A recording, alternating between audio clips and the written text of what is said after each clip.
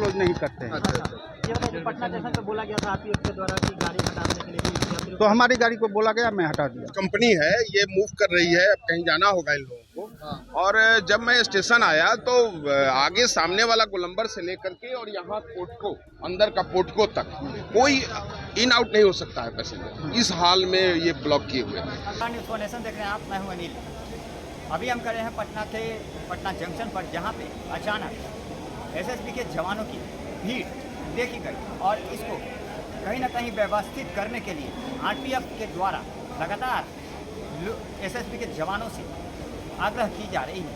दरअसल अगर इस पूरे मामले की जानकारी की बात करें हम, तो कहीं ना कहीं एसएसबी के जवानों के अचानक यहाँ पहुँचने से यहाँ पटना जंक्शन पर आने और जाने वाले लोगों में काफ़ी दिक्कतों का सामना करना पड़ रहा है। अगर बात करें तो कहीं ना कहीं एसएसबी के जवानों के द्वारा लाए गए सभी वाहनों से यहाँ यातायात की काफ़ी दुविधा देखी जा रही है। इस मामले को लेकर कहीं ना कहीं आरपीएफ के इंस्पेक्टर सुशील कुमार और एसएसबी के जवान आपस में समन्वय स्थापित कर यहाँ से सुचारू रूप से लोगों के आवागमन के लिए प्रयास जारी कर रहे हैं। आइए सीधे सुनवाते इस पूरे मामले पर क्या कुछ कर रहे हैं एसएसबी के इंस्पेक्टर और आरपीएफ के इंस्पेक्टर सुशील कुमार।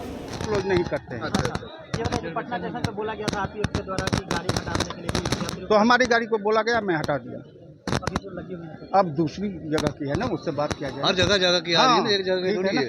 हो गया ठीक है, क्लियर। हमारी गाड़ी थोड़ी सारी नाम नहीं बताते हम, बैठ देने के लिए ये क्लियर है ना, हम बैठ देने के लिए नहीं है सर, आपकी बात हम वर्दी वाले हैं, हमें कंपनी है, ये मूव कर रही है, अब कहीं जाना होगा इन लोगों को। और जब मैं स्टेशन आया तो आगे सामने वाला गोलंबर से लेकर के और यहाँ पोर्टको, अंदर का पोर्टको तक कोई इन आउट नहीं हो सकता है पैसेंजर। इस हाल में ये ब्लॉक किए हुए हैं। अब आप सोच सकते हैं, ये जो गाड़ियाँ इस तरफ खड़ी हैं, उस तरफ जो हटा दिया गया, ये सब इस तरह से बंद कर दिया गया। मेरे द्वारा यही कहा गया कि आप इनको, जो बेतरतीब है, इसको आप लोग भीड़ मत लगाइए, आप लोग की इसको तरतीब से कर लीजिए, क्योंकि ये स्टेशन जो है वो पैसेंजर के लिए है, हम पैसेंजर के लिए है, ठीक है। तो ये से बात की है? हाँ, इनके इंस्पेक्टर हैं झा जी, अभी हैं पूरा डिटेल को, उनसे भी कहा गया और ये सभी लोगों को कहा गया, लेकिन ये लोग हमको कोऑपरेट करने के बजाय और बदतमीजी पर ये लोग, हाँ बदतमीजी, 100% बदतमीजी। और आने की जानकारी आम जनता को तो काफी परेशान। आम जनता है, प्लस ये राजधानी है, यहाँ हाईकोर्ट के जज साहब भी आते हैं, यहाँ स्टेट गवर्नमेंट के बड़े बड़े अधिकारी आते हैं, मंत्री आते हैं, हमारे हाई ऑफिशियल्स आते हैं। जवाबदेह तो हम है ना, वही हमसे सवाल करेगा कि इस तरह से खड़ी है गाड़ी। इनके आने की जानकारी कोई जानकारी नहीं है और हमको ये भी नहीं है कि इतना फौज लेके किस गाड़ी में ये लोग चढ़े। अब बदतमीजी यही है कि मतलब आप हमको मत हटाइए, हम कहाँ जाएंगे। मैंने कहा कि जो अब फोर्स है, आप लोग प्लेटफॉर्म पर चले जाइए, गाड़ियों को साइड से, अब जैसे अभी ये थ्रू लेन है, जबकि थ्रू लेन में अलाउ नहीं है, लेकिन फिर भी हमने कहा कि आप थ्रू लेन में चले जाइए। लेकिन ये गोलंबर अभी भी देखिए चौक है, कोई आ सकता है क्या? अभी आप लोग देख लीजिए, आप इन नहीं कर सकते, जब इन करेंगे तो रॉन्ग साइड से भी इन करेंगे।